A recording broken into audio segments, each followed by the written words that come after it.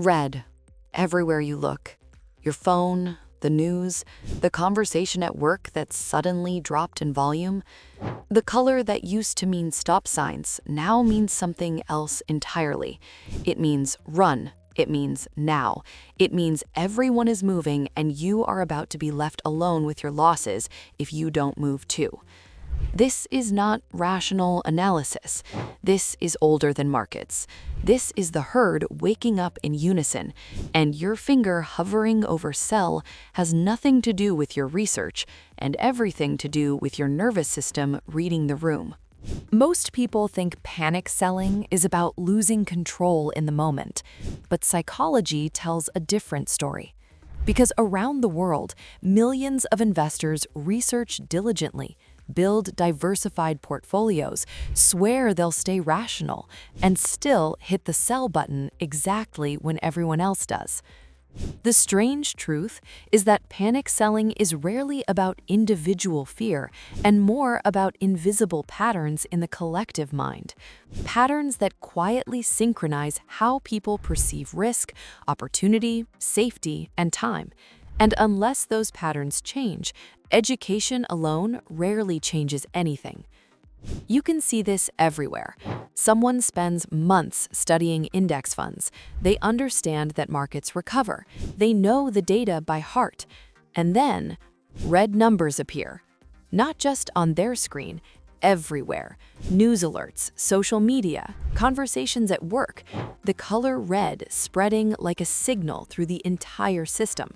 And suddenly, their finger hovers over sell, not because their research changed, but because something ancient and wordless woke up. Psychologists call this emotional contagion, but beneath it lies something deeper. The human brain is wired for social survival. When danger appears, the brain doesn't think about discounted cash flows or historical recoveries. It thinks about the herd, about safety in numbers, about the terrifying isolation of being wrong alone. And this creates a powerful emotional reflex. Markets drop, anxiety rises. Everyone moves, you move too. There's nothing inherently wrong with seeking safety, but over time, it quietly keeps investors trapped in a cycle where fear flows in and immediately gets converted into action that destroys the very wealth the fear was trying to protect. The problem isn't ignorance. The problem is how the brain processes social proof under uncertainty. When people grow up around economic instability, their brain adapts to survive through rapid alignment with group behavior. It becomes hypersensitive to consensus. Divergence feels like death. Independent analysis feels like delay. Waiting while others act feels impossibly lonely. Psychologists call this normative social influence. When survival feels uncertain, the brain becomes obsessed with not standing out. Cell signals, crowd behavior, narrative momentum, these concerns take up so much mental bandwidth that individual strategy becomes harder to access. It's not weakness, it's evolutionary wiring. In fact, research has shown that financial panic can activate the same neural circuits as physical threat in the same way that seeing a predator does. When the brain perceives collective financial danger, it has less energy to remember that this danger is abstract and temporary. This is why investment discipline is rarely about knowledge alone. It is about isolation. The way someone sees their position relative to others, the way someone interprets market narrative, the way someone defines what being smart actually means when everyone disagrees. Take holding through a crash, for example. To someone with a statistical mindset, staying invested is simply probability execution. You trust the base rates and ignore the noise. But to someone with a social brain, holding can feel existentially terrifying. You're standing still while the herd runs, even if the data says running is what destroys returns. Emotion often wins over logic. Another powerful force that keeps investors behaviorally stuck is what economists call myopic loss aversion, amplified by social observation. Humans feel losses roughly twice as intensely as equivalent gains. This bias is painful enough alone, but when combined with watching others realize losses, it becomes unbearable. Your paper loss, plus their realized loss, plus the story that everyone is getting out, creates a pressure that feels like suffocation, and so the cycle continues. Perhaps the most dangerous investment belief people carry is the idea that they can recognize panic in others, but not themselves, that they will be the rational one when the moment comes, that their preparation will protect them, that awareness is immunity. And while preparation certainly helps, this belief quietly removes the need for systems. If you can trust your future self to be rational, then you don't need constraints today. You don't need automation. You don't need to make decisions in advance. And if nothing you build protects you, then there's no reason to design differently. But behavioral economists have consistently shown that long-term investment returns are strongly influenced by simple, systematic patterns repeated over time. Automatic contributions, rebalancing rules, pre-commitment to holding periods, letting compound growth work quietly while others react. None of these actions feel heroic. They don't produce the emotional satisfaction of decisive action.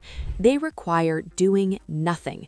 And doing nothing is something the human brain naturally struggles with when surrounded by collective motion. This is why market timing education alone isn't enough. Most people already understand that timing the market is dangerous. The real challenge is psychological. Learning to tolerate the social pain of non-alignment. Learning to separate identity from being right in the moment. Learning to see holding as action rather than passivity. Wealth is not built through a single brilliant decision to stay invested. It's built through thousands of quiet non-decisions that rarely feel important in the moment. Not checking balances, ignoring headlines, choosing preset rules over real-time judgment, letting others panic while your system runs. From the outside, these actions appear almost invisible, but over time, they compound, just like returns, and eventually the difference becomes impossible to ignore. The truth is that most people underperform because they lack information. They underperform because the psychological environment around them rewards action over inaction.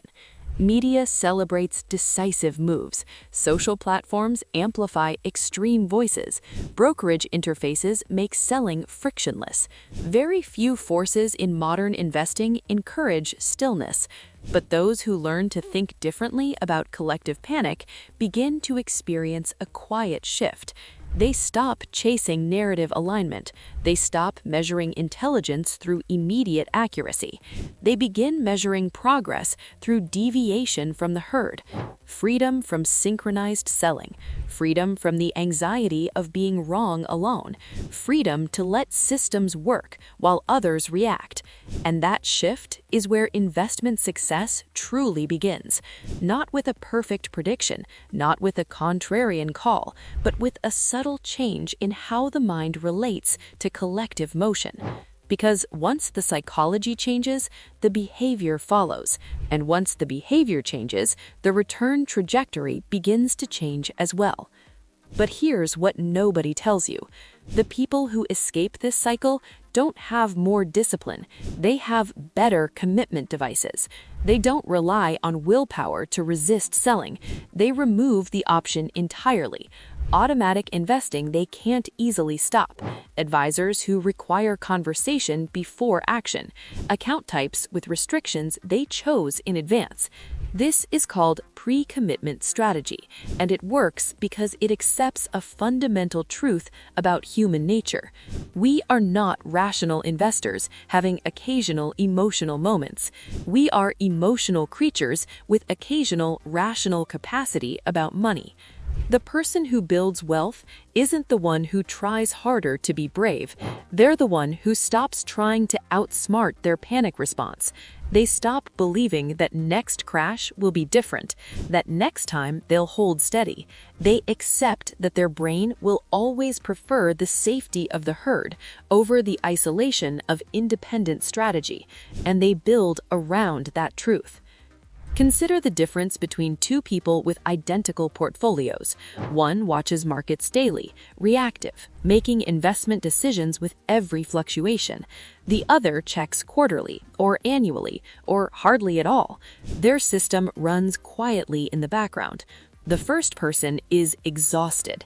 The second is free. Both own the same assets, but one has designed their psychology into their investing, while the other is fighting their psychology every single day. This is why the most powerful investment move isn't better analysis, it's a smaller ego. The willingness to admit that you cannot trust your calm self in a panic, that your brain is lying to you about what you will do, that the action that feels urgent is rarely correct, and the inaction that feels lazy is rarely wrong. The research on this is clear.